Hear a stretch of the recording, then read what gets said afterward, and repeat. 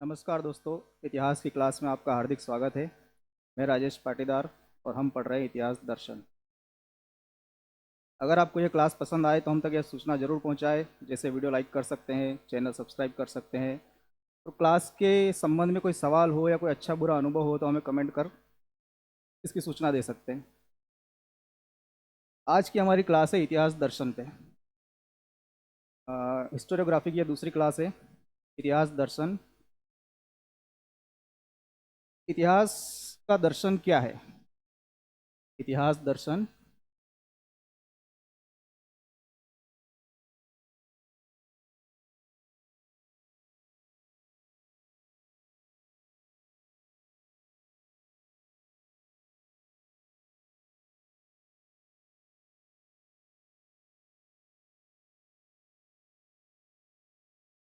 इतिहास का दर्शन किसी समाज अथवा ऐतिहासिक युग के चित्र की क्रियात्मक छवि है। इसका क्या अर्थ हुआ? यूं समझिए कि किसी समाज ने इतिहास में क्या किया, उसकी एक कॉपी, फोटोकॉपी। मतलब जो समाज, किसी समाज ने इतिहास में कुछ कार्य किए, कुछ घटनाएं हुई, कुछ लड़ाइयाँ लड़ी, कुछ विकास किया, कुछ विनाश किया, उसकी एक कॉपी है इतिहास दर्शन। दर्शन शास्त्र से अभिप्राय है उस चिंतनशील विचार से है जो दृश्यमान परिस्थितियों को, दृश्यमान परिस्थिति क्या होती है? जो दिख रहा है, अर्थात जो दिखाई दे रहा है, उसे समझने की क्षमता। यानी कि इतिहास दर्शन से अभिप्राय अगर आपको डेफिनेशन के रूप में बताएं तो इतिहास दर्शन से अभिप्राय उस चिंतनशील विचार से है जो दृश्यमान परिस्थिति को समझने की क्षमता रखता है और जो विज्ञान की तरह प्रयोग द्वारा सिद्ध नहीं हो सकता है, परीक्षण नहीं है, विश्लेषण नहीं हो सकता। अर्थात इसे सिद्ध नहीं किया जा सकता है। किसे? दर्शन को, इतिहास दर्शन को, या किसी भी दर्शन की बात करें, दर्शन को आप सिद्ध नहीं कर सकते हो। दर्शन एक विचारधारा की तरह होता है। क्यों? क्योंकि इतिहास दर्शन, इतिहास की बात नहीं करें, समग्र दर्शन की अगर बात करें तो दर्शन संपूर्ण की संश्लिष्ट व्याख्या है, जबकि विज्ञान किसी अंश का विश्लेषण करता है। विज्ञान किसी संपूर्ण को लेके उसका कोई शोध नहीं करता है। अगर आपने विज्ञान की अगर शाखाएं देखी हो तो हर फील्ड के लिए एक अलग विज्ञान की शाखा होती है। जैसे एग्जाम्पल के लिए कि अगर आपने स्पेस टेक्नोलॉजी अगर नाम सुना हो, सुना ही होगा, इतनी हायर एजुकेटेड पर्सन है, तो उसमें पार्ट्स एक अलग विज्ञान के रूप में बनता है। उसके इंजन एक अलग विज्ञान है, इंजन का को अंतरिक्ष में पहुंचाने का अलग विज्ञान है, उसको अध्ययन करने का अलग विज्ञान है। तो वो बटा हुआ है, वो किसी भी पूरे क्षेत्र को एक विज्ञान का एक ही विभाग उसको हैंडल नहीं करता है। जबकि दर्शन क्या होता है, वो संपूर्ण को एक साथ लेके चलता है, पूरी मानव सभ्यता को या जिस भी किसी का अध्ययन कर रहा है तो समग्र को एक साथ साथ लेके चलता है। जबकि विज्ञान क्या करता है, वो छोटे छोटे टुकड़ों में को विश्लेषित करता है। विज्ञान पदार्थ का, या पदार्थ कह सकते हो या तत्व कह सकते हो, तो विज्ञान पदार्थ या तत्व का प्रामाणिक ज्ञान प्रदान करता है। वहीं दर्शन शास्त्र प्रकृति, जीव क्या है, जीवन क्या है, अस्तित्व क्या है, मनुष्य की प्रकृति क्या है, भाग्य क्या है, मैं कौन हूँ, ये ब्रह्मांड क्या है, ये किसने बनाया है, इसको चला कौन रहा है, इन चीज़ों से संबंधित है। और विज्ञान इस चीज़ को, इससे थोड़ा दूर रहता है। मतलब ये है कि दर्शन अध्यात्म के ज़्यादा करीब है विज्ञान की अपेक्षा। और दर्शन वो है जिस पर कोई निर्णायक विचार या तथ्य उपलब्ध नहीं है। दर्शन की अलग अलग विचारधाराएं, अलग अलग दर्शन है, सभी का अपना अपना दर्शन है, अपनी अपनी फिलोसॉफी है, सबके लिए अलग अलग है। किसी भी एक तथ्य के लिए दर्शन की अलग अलग विचारधारा अपना अलग अलग दृष्टिकोण रखती है। जबकि विज्ञान क्या होता है, वो सार्वत्रिक होता है, वो हर जगह एक समान होता है। अगर विज्ञान की किसी एक शाखा ने किसी चीज़ को सिद्ध किया है तो दूसरी शाखा से अगर उसको क्रॉस चेक करेंगे तो वो भी उसको वेरीफाई कर देगा। इतिहास दर्शन में अगर इस वाक्य को अगर पर्टिकुलर हम देखें कि फिलोसॉफी ऑफ हिस्ट्री, ये शब्द किसने दिया, तो फिलोसॉफी ऑफ हिस्ट्री जो शब्द है ये वॉल्टेयर ने दिया। और वॉल्टेयर ने दिया इसीलिए कलिंगवुड ने वॉल्टेयर को इतिहास दर्शन का जनक माना है। और इतिहास दर्शन के जनक के रूप में अगर आपसे पूछा जाए तो आप भी, अगर वॉल्टेयर आपको मिल जाए, वॉल्टेयर वॉल्टियर जो भी आपको मिले, ये हिंदी वर्जन है, इंग्लिश में उसको वोल्टेयर या वोल्टेयर जो भी कहें आप।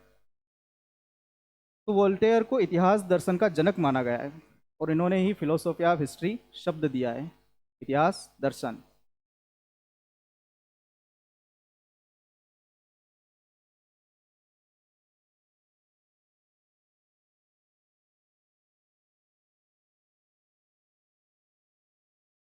Philosophy of history. और इसका अर्थ जो उन्होंने बताया उनके संदर्भ में, वॉल्टेयर के संदर्भ में, दार्शनिक इतिहास। और इसका अर्थ क्या होता है? इतिहास का दर्शन। लेकिन उन्होंने जो कहा है वो कहा है कि इतिहास का दर्शन, ज़्यादा फर्क नहीं है, लेकिन इतिहासकारों के दृष्टिकोण से, उनके विचारों के दृष्टिकोण से उन्होंने इसके बारे में क्या सोचा, उसके हिसाब से अगर देखा जाए तो इतिहास, फिलोसॉफी ऑफ हिस्ट्री का अर्थ है दार्शनिक इतिहास।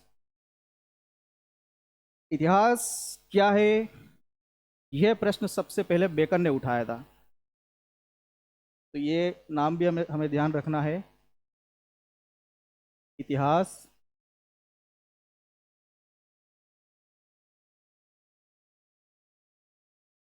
क्या है, किसने उठाया है प्रश्न सबसे पहले?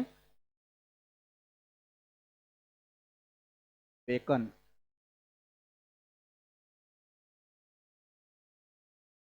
अगर ये कथन के रूप में आ जाए तो आपको ध्यान रखना है कि इतिहास क्या है, ये प्रश्न किसने उठाया? ये प्रश्न बेकन ने उठाया। इस आधार पर कुछ विद्वानों का मानना है कि इतिहास की जो दार्शनिक विचारधारा है वो यहीं से शुरू होती। कहाँ से? बेकन से। लेकिन इतिहास दर्शन का जनक हमें किसे मानना है? वोल्टेयर को। एक हुए हिगल। कल की क्लास में भी हमने हिगल को पढ़ा था। हिगल को इतिहास दर्शन का प्रवर्तक कहा गया है। इतिहास दर्शन का प्रवर्तक क्यों माना हिगल को? क्योंकि सबसे पहले हिगल ने ही दर्शन में इतिहास का प्रारूप पाया। उनकी एक पुस्तक है, lectures on philosophy of history, बहुत इंपॉर्टेंट पुस्तक है।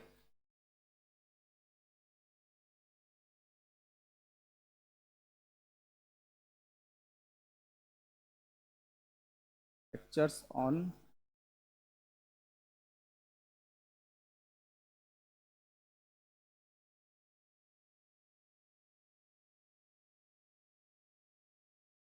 फिलोसॉफी ऑफ हिस्ट्री किसकी पुस्तक है? हीगल।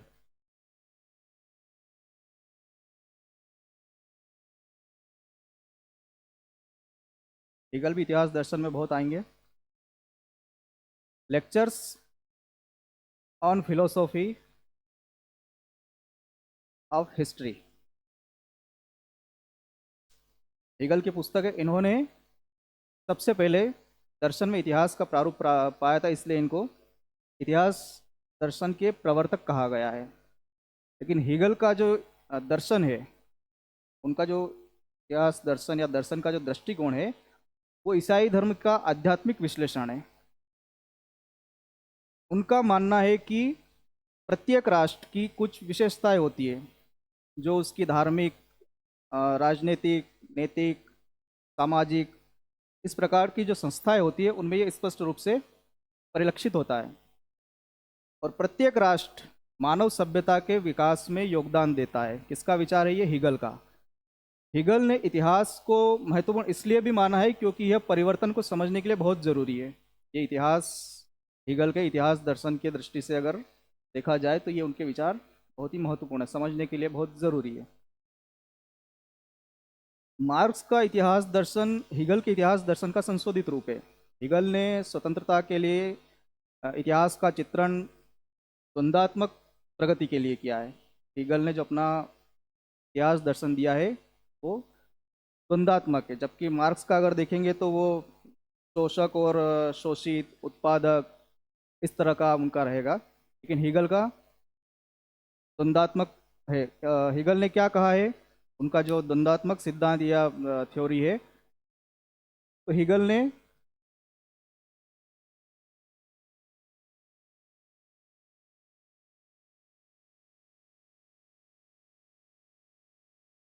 द्वंद्वात्मक,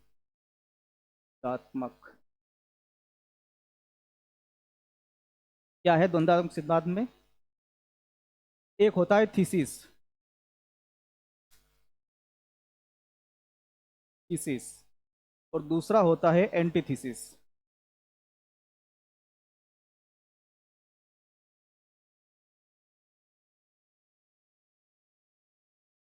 दो चीजें मिल गई, थीसिस एंटीथीसिस। अगर इसका हिंदी में अगर आप देखोगे तो ये होता है पक्ष और ये होता है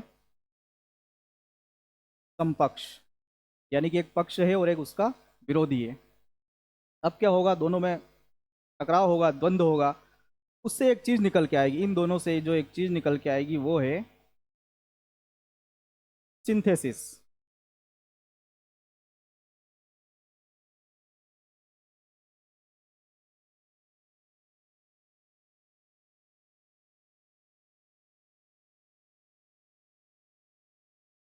पक्ष और समपक्ष,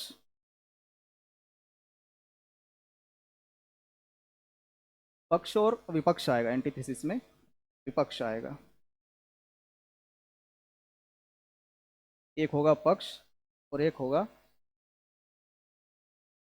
विपक्ष, और इससे जो बनेगा ये बनेगा समपक्ष।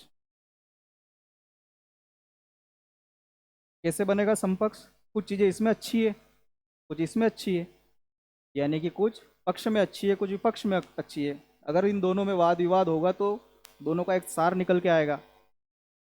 तो जो पक्ष और विपक्ष है उनसे मिलके एक बनेगा समपक्ष, यानी कि जो थीसिस और एंटीथीसिस है उससे एक सिंथेसिस बन के आएगा।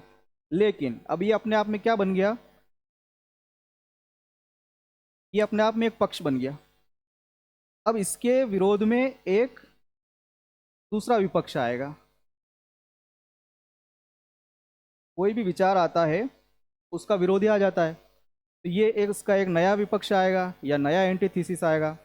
अब इन दोनों में द्वंद्व होगा, इन दोनों में द्वंद्व होगा तो एक नया सिंथेसिस आएगा और एक नया समपक्ष बन जाएगा। फिर उस समपक्ष का एक नया विपक्ष आएगा और ये प्रक्रिया चलती रहेगी। तो हिगल ने क्या कहा है कि थीसिस और एंटीथीसिस के द्वंद्व से सिंथेसिस बनता है, अर्थात एक पक्ष एक विपक्ष होता है, एक पक्ष हो गया एक विपक्ष हो गया, और इन दोनों से समपक्ष बनता है उनके द्वंद्व से। द्वंद्व मतलब कि उनमें जो अच्छी चीजें हैं उनको, स्वाभाविक बात है कि अगर किसी चीज को आपने गलत सिद्ध कर दिया तो उसे छोड़ना पड़ेगा, तो अच्छी चीजों से फिर एक समपक्ष बन जाएगा। और फिर जब समपक्ष का विरोध होगा तो समपक्ष स्वयं एक पक्ष बन जाएगा और एक नया विपक्ष आएगा, और ये प्रक्रिया चलती रहेगी। ये किसने कहा है? हीगल ने कहा है। स्पेंगलर ने ऐतिहासिक पुनरावृत्ति का विचार दिया है। स्पेंगलर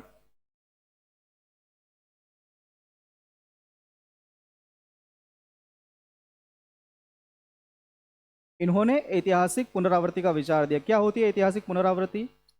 तो स्पेंगलर का मानना है कि सभ्यताओं का जन्म होता है, वह विकसित होती है और फिर अंततः नष्ट हो जाती है।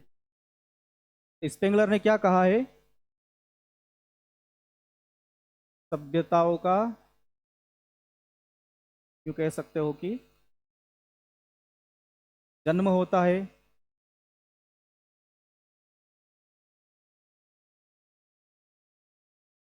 उसका विकास होता है और फिर अंत में क्या हो जाता है?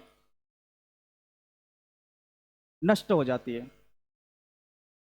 ये किसने कहा? स्पेंगलर ने कहा है। ठीक है, ये ऐतिहासिक पुनरावृत्ति का विचार किसने दिया है?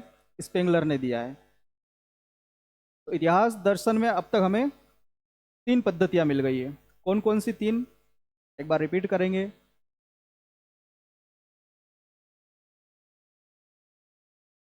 हिगल, हिगल ने क्या दिया है?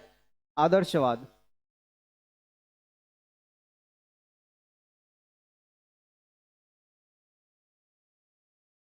दूसरे कौन है? मार्क्स। और मार्क्स ने, अभी हमने देखा है कि उन्होंने व्याख्या किस आधार पे की है? शोषक, शोषित, यानी कि उनके केंद्र में क्या है? भौतिकवाद या आर्थिक व्याख्या। तो मार्क्स का क्या है? भौतिकवाद।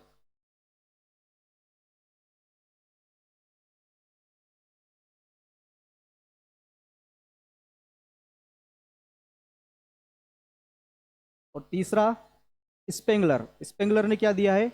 प्रकृतिवाद।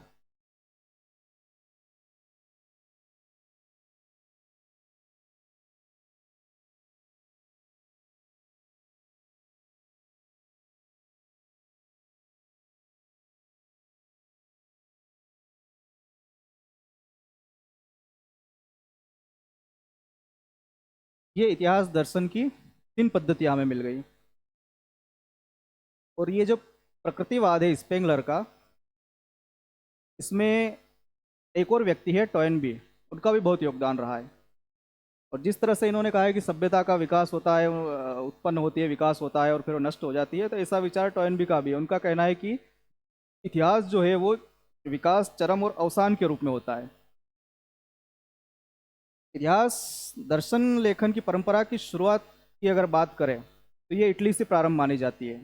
और ये प्रश्न, इसका ध्यान भी रखना है कि इतिहास दर्शन लेखन लेखन का स्पेशल ध्यान रखना कि इतिहास दर्शन लेखन की परंपरा की शुरुआत कहाँ से होती है? इटली से। और जर्मनी, पोलैंड, फ्रांस में इसका पूर्ण विकास हुआ है। अगर आप ज़्यादातर इतिहासकार अगर आप पढ़ेंगे तो जैसे हीगल, मार्क्स अभी हमने पढ़ा है, कांट, डिल्थे, हर्डर, ये सब कहाँ से? ये सभी जर्मनी के हैं। तो इतिहास दर्शन लेखन की परंपरा की शुरुआत तो इटली से हुई है, लेकिन इसका विकास जर्मनी, फ्रांस, पोलैंड सब जगह का आएगा, लेकिन जर्मनी का विशेष योगदान है। इतिहास दर्शन के स्वरूप की अगर बात करें तो ये निरंतर परिवर्तित होता रहा है। ये ऐसा नहीं है कि जो प्रारंभ में इतिहास दर्शन रहा है वही चलता है, बदलता रहा है। और बहुत ज़्यादा संभावना ये भी है कि आगे भी अब बदलता ही रहेगा। मतलब कि आज जो इतिहास दर्शन हम पढ़ रहे हैं, ज़रूरी नहीं कि आगे भी ये चलता रहेगा। क्यों? क्योंकि इतिहास की अगर बात करें तो वो समसामयिक परिस्थितियों के हिसाब से चलता है। आज के लोग क्या पढ़ना चाहते हैं, क्या सुनना चाहते हैं। आज आप जो इतिहास सुनना चाहते हैं, अगर मैं वो इतिहास न लिखूं और उसके इतर या उसके कुछ विपरीत लिखूं, तो कोई मुझे पढ़ेगा, कोई सुनेगा नहीं पढ़ेगा। तो इतिहास दर्शन भी यही है कि इतिहास दर्शन परिवर्तित होता रहा है, वो समसामयिक रहा है और आगे भी बदल जाएगा। कैसे? तो अगर आप प्राचीन इतिहास को पढ़ेंगे तो प्राचीन इतिहास धर्म पर आधारित था। फिर वैज्ञानिक हुआ, या वैज्ञानिक कह लो या आलोचनात्मक हुआ। तो प्रारंभिक इतिहासकारों ने अतीत की प्रत्येक घटना को इतिहास माना, लेकिन बाद के जो इतिहासकार आए हैं उन्होंने महत्वपूर्ण घटनाओं को ही महत्व दिया। इस प्रकार इतिहास में चयन प्रक्रिया प्रारंभ हुई और इतिहासकारों ने इतिहास में विवेक का प्रयोग किया, चिंतन प्रारंभ हुआ। तो इतिहास धर्मशास्त्री या पौराणिकता से होते हुए राजतंत्री युग तक गया, क्योंकि इस प्रारंभ में इतिहास था वो धर्म पर आधारित था। अगर हमारे भारत का इतिहास भी देखेंगे तो वेद, उपनिषद, पुराण, तो ये क्या है? ये धर्मशास्त्री इतिहास है। वो अलग बात है कि आप भारत के आधे लोग उसको इतिहास नहीं मानते, लेकिन वो हमारा संस्कृति, हमारे समाज का दर्पण है। तो इतिहास धर्मशास्त्री और पौराणिक व्यवस्था से होते हुए राजतांत्रिक युग में होते हुए साहित्यिक परिकल्पनाओं को पार करते हुए आधुनिक वैज्ञानिक युग में प्रविष्ट हुआ है। तो आज का जो अगर जो अपना इतिहास है, आज का जो समय है, ये वैज्ञानिक युग इसे कह सकते हो। और बीच में आएंगे जैसे रांके वगैरह, नेबूरी इतिहास में वैज्ञानिक इतिहास के कह सकते हो आपकी लेखक है, वैज्ञानिक इतिहास लेखन, उन्होंने महत्वपूर्ण इसमें योगदान दिया है। थोड़ी परिभाषा आपके लिए टफ हो सकती है, लेकिन आप अगर इसको समझ गए कि प्रारंभिक इतिहास धर्म पर आधारित था, फिर राजतंत्र हुआ, राजा महाराजाओं का इतिहास लिखा गया, फिर राजा महाराजाओं के साथ फिर साहित्य भी लिखे गए, और फिर विश्लेषणात्मक इतिहास या वैज्ञानिक इतिहास लेखन प्रारंभ हुआ। और वर्तमान में स्थिति ये है इतिहास की, ये जो परिस्थितियां हैं उनमें सामंजस्य स्थापित करने का प्रयास करते हुए विश्व इतिहास के रूप में समग्र इतिहास बन गया। यही बात जो अभी मैंने आपको बोली है कि अगर जो लोग सुन रहे वो मैं नहीं लिखूंगा, सामंजस्य नहीं बनाऊंगा, तो लोग मुझे नहीं पढ़ेंगे, नहीं सुनेंगे। तो परिस्थितियों में सामंजस्य स्थापित करते हुए विश्व इतिहास के रूप में स्थापित हुआ।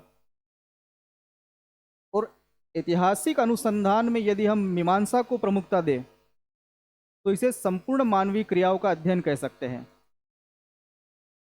इसे दो रूप में देखा जा सकता है, जैसे पहला संपूर्ण मानवीय क्रियाकलापों का अध्ययन, और दूसरा वर्तमान में इसकी पुनर्रचना। संपूर्ण मानवीय क्रियाकलापों का अध्ययन से जो संपूर्ण मानवीय क्रियाकलापों का अध्ययन है उसमें संबंधित घटना का वास्तविक विवरण होता है। वहीं अगर इसकी पुनर्रचना की बात करें तो संबंधित घटना के विषय में वैज्ञानिक चिंतन से यानी किसी घटना के बारे में अगर आप चिंतन करके इतिहास लिख रहे हो, उसकी वैज्ञानिक चिंतन हो गया और उसकी पुनर्रचना हो गई, क्योंकि उसमें आप अपने विचार भी डाल रहे हो, चिंतन कर रहे हो उसमें। लेकिन अगर आपने उसका संबंधित घटना का पूरा समग्र विवरण दिया है, वास्तविक विवरण अगर दिया है, तो ये क्या हो गया, मानवीय क्रियाकलापों का अध्ययन हो गया पूरा। ठीक है। एक प्रोफेसर ब्रॉड है, प्रोफेसर ब्रॉड ने इसे परिकल्पनात्मक और विश्लेषणात्मक नाम दिया, और दोनों का उद्देश्य क्या है?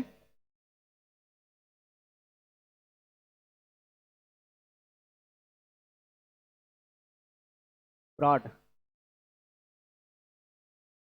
ब्रॉड ने परिकल्पनात्मक और विश्लेषणात्मक नाम दिया, और दोनों का उद्देश्य है सत्यम शिवम सुंदरम, और यही इतिहास दर्शन है, जो सत्य है, जो शिव है, जो सुंदर है, की प्रस्तुतिकरण। एक इतिहासकार हुए हैं H.G. वाल्स, उनकी एक पुस्तक है an introduction to philosophy of history. इसमें दो दृष्टिकोण से इतिहास दर्शन की व्याख्या की है, एक आलोचनात्मक और दूसरा चिंतनशील। तो ये किताब बहुत इंपॉर्टेंट है, H.G. वाल्स।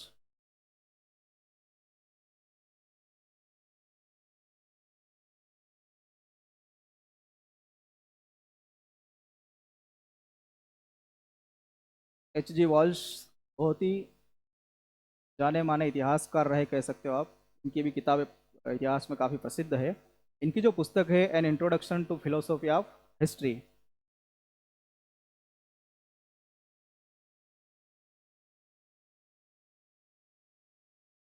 प्रोडक्शन,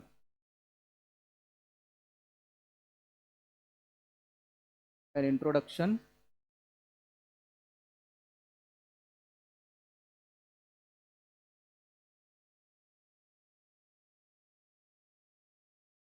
फिलोसॉफी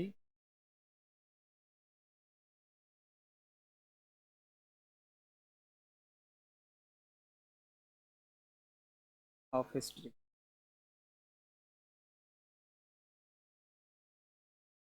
इसमें उन्होंने कहा है, जो व्याख्या इतिहास दर्शन की जो व्याख्या की है, दो दृष्टिकोण बताए, एक आलोचनात्मक और दूसरा चिंतनशील।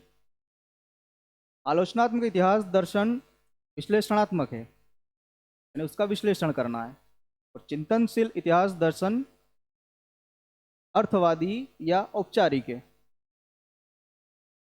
विश्लेषणात्मक इतिहास दर्शन घटना की तार्किक खोज करता है, विश्लेषण करता है, तर्क के आधार पर इतिहास लिखता है, और आलोचनात्मक पद्धति से इतिहास का सार प्रस्तुत करता है।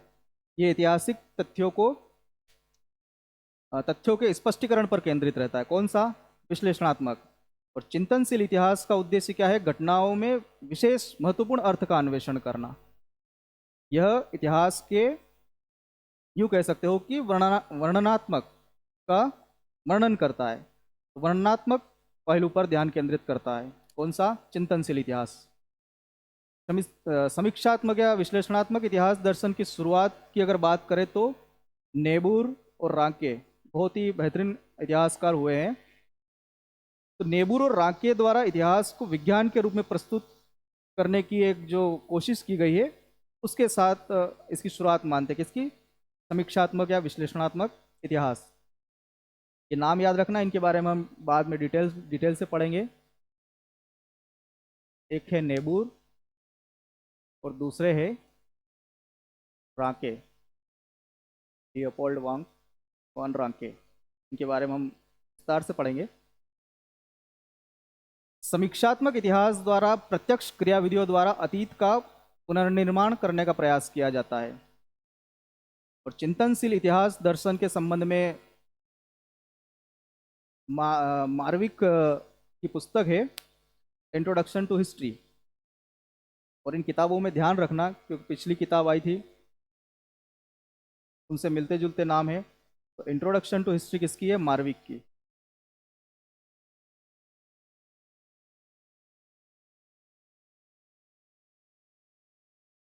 नाम याद रखना है, मार्विक और इंट्रोडक्शन टू हिस्ट्री।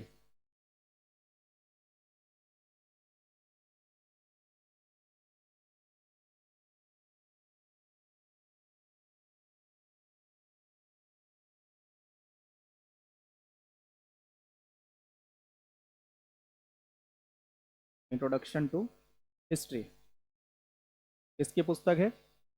मार्विक की। तो चिंतनशील इतिहास दर्शन के संबंध में मार्विक ने क्या कहा है कि चिंतनशील इतिहास दर्शन उन कारकों को निर्धारित करने का प्रयास करता है जो ऐतिहासिक शक्तियों को निर्देशित करता है। किसका कथन? सीधा सा आपसे पूछ सकता है कि किसका कथन है, तो मार्विक का है। मार्विक की पुस्तक कौन सी है? तो इंट्रोडक्शन टू हिस्ट्री। दोनों चीजें ध्यान रखनी है। मार्क्स, हिगल, स्पेंगलर, ये नाम अभी हमने देखे हैं। फिक्टे, ये सभी कौन है? ये सभी चिंतनशील इतिहासकार है। हालांकि अगर इससे भी पहले जाए तो अरस्तु, प्लेटो, ये भी चिंतनशील हुए, लेकिन हम इन्हें दार्शनिक की श्रेणी में रखते हैं। ये दार्शनिक, चिंतनशील दार्शनिक है कौन? अरस्तु, प्लेटो। और चिंतनशील इतिहासकार की अगर बात करें, मार्क्स, हिगल, स्पेंगलर, फिक्टे, ये सभी चिंतनशील इतिहासकार है। मार्क्स, हिगल और स्पेंगलर को तो अभी हमने पढ़ा है। चिंतनशील इतिहास के बारे में कहा जाता है कि चिंतनशील इतिहास दर्शन भविष्य का पथ प्रदर्शन करता है। अब हिगल की अगर बात करें तो हिगल के अनुसार इतिहास का संबंध कार्य कारण से होना चाहिए। क्या होता है कार्य कारण?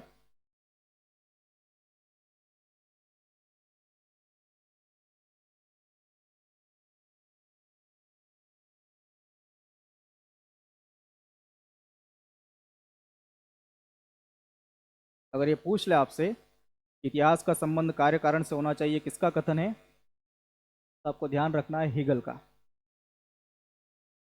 क्या होता है कार्य कारण? यानी कि कुछ हुआ है, कुछ घटना घटित हुई है, उसके पीछे कोई कारण हो सकता है। हो सकता है क्या? होगा ही है वो तो। किसी भी घटना के पीछे कोई कारण होता है।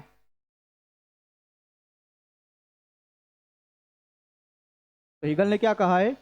इतिहास का संबंध, जो इतिहास का अध्ययन है, हम जो इतिहास अध्ययन करते हैं उसका संबंध कार्य कारण से होना चाहिए। और विश्व इतिहास की मुख्य प्रवृत्ति मानव स्वतंत्रता का विकास है। ये भी हिगल का ही विचार है। और मानव स्वतंत्रता का अर्थ क्या है? तो नैतिक बुद्धि का प्रसार और राष्ट्र नैतिक बुद्धि की सर्वोच्च अभिव्यक्ति है।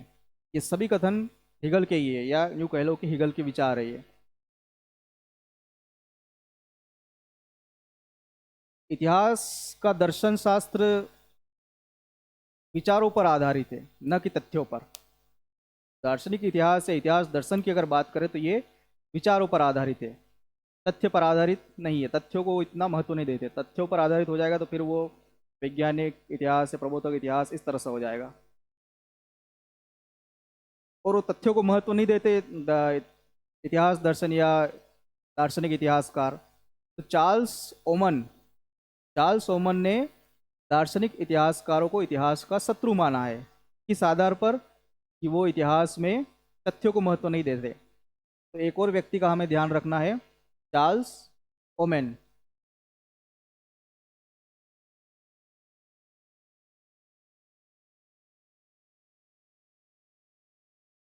क्या कहा इन्होंने? कि जो दार्शनिक इतिहासकार है वो इतिहास के शत्रु है।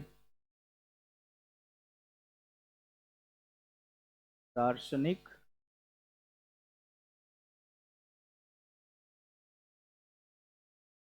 इतिहासकार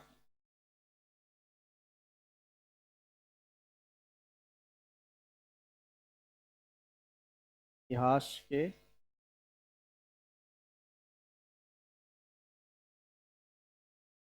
शत्रु है। इसने कहा, चार्ल्स ओमन ने। क्यों कहा? क्योंकि ये दार्शनिक इतिहासकार तथ्यों को महत्व नहीं देते। हमने पहले ही पढ़ा कि ये समग्र अध्ययन, समग्र को अध्ययन लेकर चलते और उन चीज़ों का अध्ययन करते जिसके कोई निश्चित जवाब नहीं होते। स्पेंगलर ने उनकी पुस्तक decline of the West, important किताब है।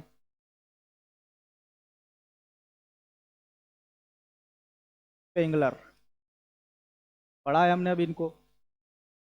इनकी पुस्तक है डिक्लाइन ऑफ द वेस्ट।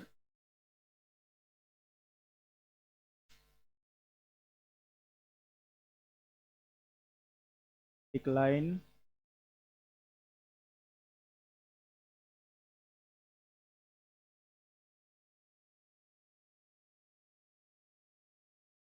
यानी कि पश्चिम का पतन हिंदी में कह सकते हो। उसमें उन्होंने एक निष्कर्ष दिया है कि जो पश्चिमी सभ्यता कौन सी? यूरोप को आप कह सकते हो पश्चिमी सभ्यता, और अब तो यह अमेरिका वगैरह भी पश्चिमी सभ्यता में ही आते हैं। लेकिन जब ये हम इतिहास की बात कर रहे हैं तो पश्चिम मतलब यूरोप होता था।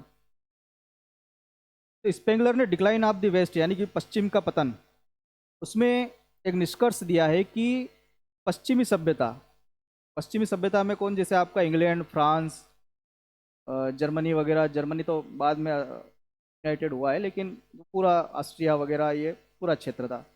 या इससे भी पहले अगर आप जाए तो रोमन, ग्रीक्स वगैरह।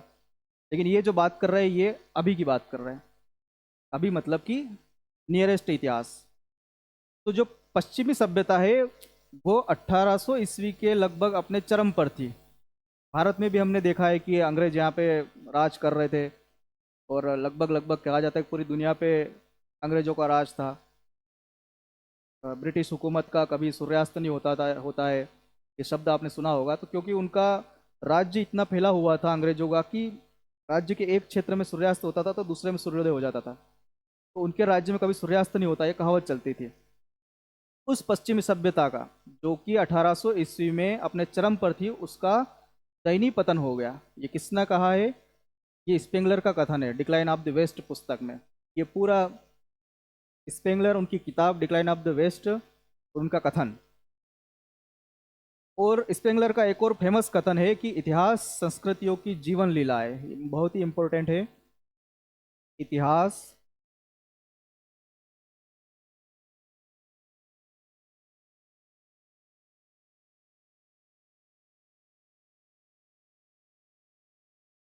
संस्कृतियों की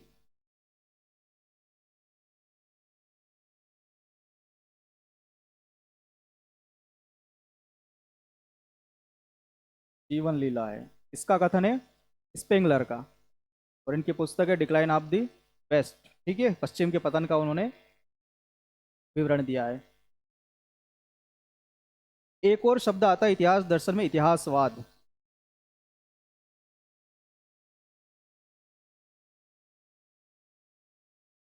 इतिहासवाद,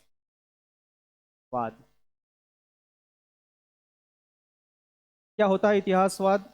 तो इतिहासवाद अतीत या इतिहास की गवेषणा की विधा को कहते हैं। जैसे आदर्शवादी, यथार्थवादी, मार्क्सवादी, साम्राज्यवादी, राष्ट्रवादी, ये सब क्या है? ये इतिहास में अपने अपने विचारधारा है, इसी को कहते हैं इतिहासवाद। कार्ल आर पापर, जिनको हमने कल भी पढ़ा था, उनकी एक पुस्तक है पॉवर्टी ऑफ हिस्टोरिज्म। ये भी इंपॉर्टेंट बुक्स है।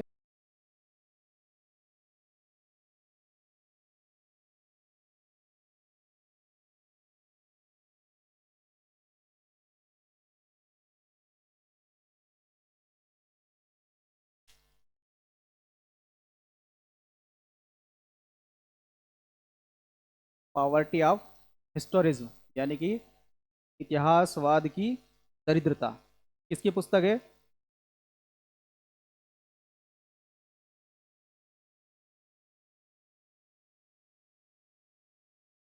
कार्ल आर पापर। कल भी हमने इनको पढ़ा था। क्या कहना है इनका?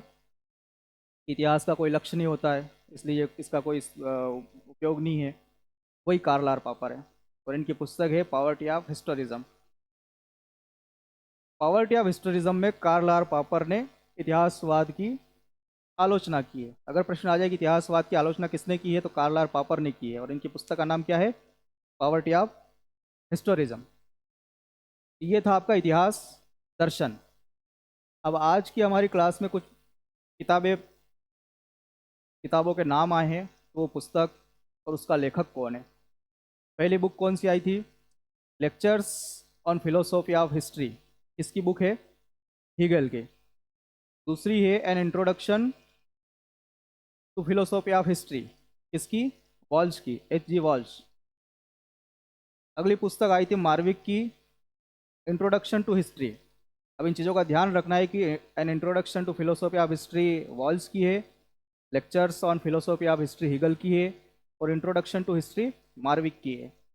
फिर स्पेंगलर की पुस्तक का नाम है डिक्लाइन ऑफ द वेस्ट, और आखिरी में जो भी हमने पढ़ा है पॉवर्टी ऑफ हिस्टोरिज्म, ये है कार्ल आर पॉपर की। ये था इतिहास दर्शन। इस क्लास के संबंध में अगर आपके मन में कोई सवाल है या किसी प्रकार का कोई कन्फ्यूज़न है तो हमसे ज़रूर पूछिएगा। अगली क्लास के लिए हमारे साथ बने रहिए। तब तक के लिए धन्यवाद।